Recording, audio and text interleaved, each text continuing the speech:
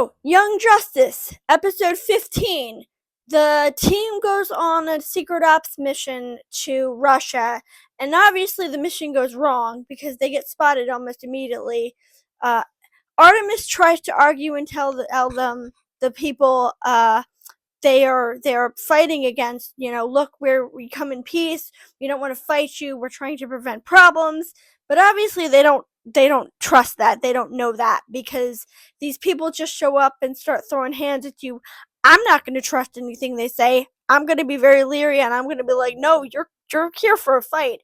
Especially since the Suicide Squad, if you're familiar with that, Amanda Waller's secret ops team, made up of villains. You've seen the movie.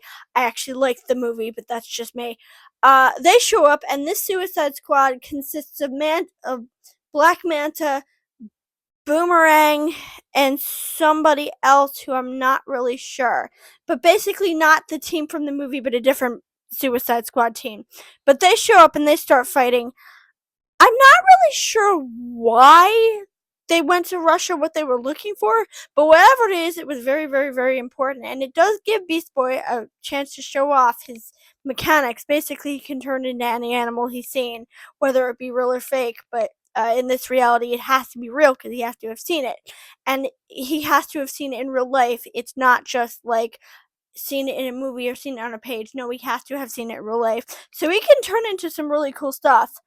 But meanwhile, someone who I think is friends with, Blue Beetle. I don't know his name, but he's friends with Blue Beetle. He's running a support group at the school for metahumans, and we get a really interesting discussion where basically they're arguing over, should we accept the inhibitor collars? Should we accept the collars that we put on to prevent our powers? And my answer is yes, because it's not just protecting other people, it's protecting you too, as referenced by the fact that one of the girls who, spoiler alert, is also voiced by Zara Fasal. Girl is getting around. I really like her. But she loses control of her powers and basically almost suffocates everybody. And she ends up wearing an inhibitor collar. And that to me is the argument for why, yes, they are very important. And it's not just because, they're inhibitors. It's because they, like I said, they protect you from if your powers decide to go out of control. And you can take it off if needed, or other people can take it off. But I forgot what her argument was as for why it didn't work, the counselor says basically, oh, I have a friend who went crazy and, he's wearing an inhibitor collar now. And her response is, wait, didn't he blow a lot of stuff up though? Like, isn't he a criminal? So basically, I think the argument is that because he's a criminal, it's different than normal people, I think. I don't think they make it very clear what her argument is, but I think that's basically her argument. Meanwhile, the big revelation this episode, the one that was like, was, they're at home after the mission, and Brienne, is being very flirty and cute with Halo, and I'm like, oh. But he gets up and he goes off, and Halo flashes back to something Boomerang said to her, which is the same thing that somebody said to her to them. I keep correcting, I'm sorry, I'm trying.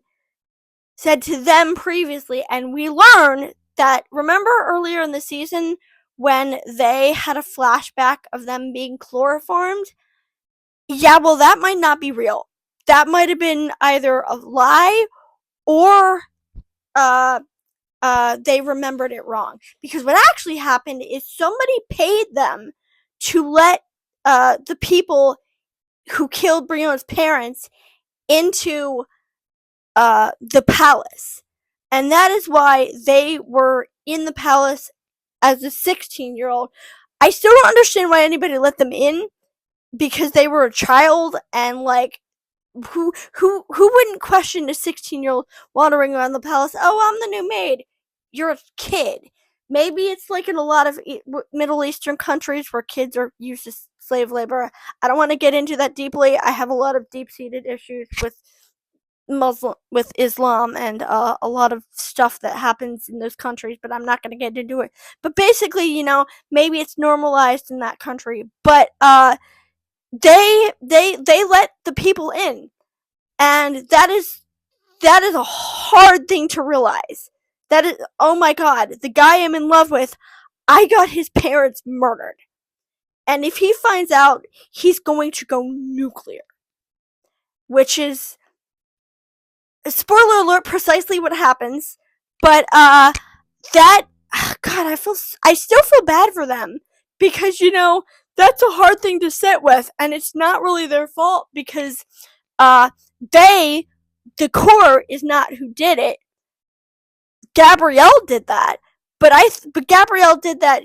She got paid, and I don't think she knew what was going to happen. She just got paid to go in and open a door. I don't think she knew that anybody was going to get murdered, and that's a terrible thing to sit with. My actions caused the deaths of at least 2 people, and displaced someone from his country, and I have to live with that for the rest of my life.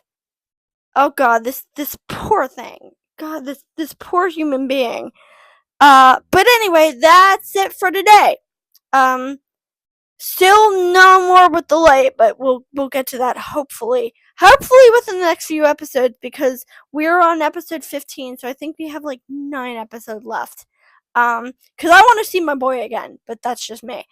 But that's it for today, and tomorrow will be the last one for this week, probably.